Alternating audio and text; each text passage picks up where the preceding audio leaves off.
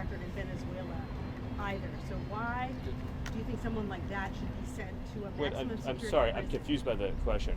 Is it your position that a member of Train Aragua who is in our United States illegally should be allowed to commit crimes limitlessly until such time as that individual is incarcerated, that it should be open season on Americans, that TDAs come in, it's like ISIS coming into your country or Al-Qaeda coming into your country, and that you let them stay here, catch and release, catch and release, catch and release, and then eventually, only after they've served some prison time in America do they get sent out?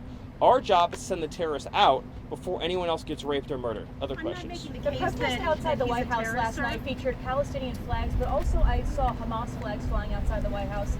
Does this administration believe that the flying of these flags could be a national security risk outside the White House?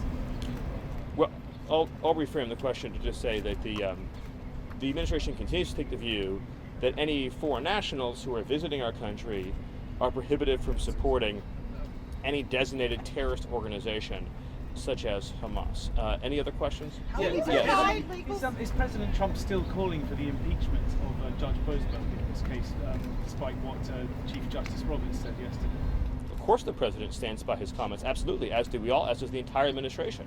You cannot have a democracy where single individual district court judges can assume the full total powers of the commander-in-chief. Even on the Supreme Court, it takes agreement of 5 Supreme Court justices to change a federal policy. 5. A single district court judge out of 700 cannot set policy for the entire nation, let alone on national security and public safety issues.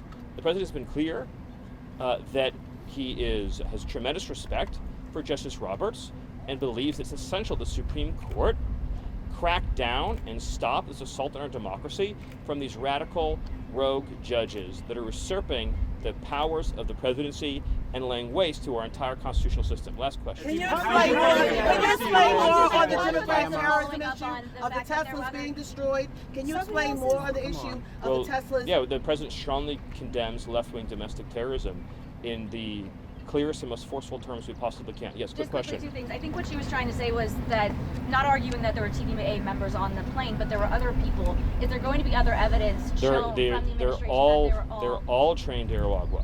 And again, let me give a concrete example of this just to illustrate the principle here.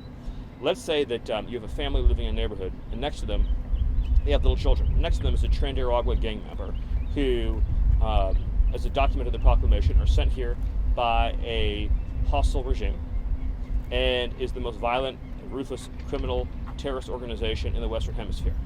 So, do our counterterrorism officers arrest and remove the terrorist, or do we say, we'll leave you there, you can rape and murder the people next to you, and then after you rape and murder them, and then only then will we remove you? We're not going to let anyone get raped or let anyone get murdered by terrorists. I got it wrong.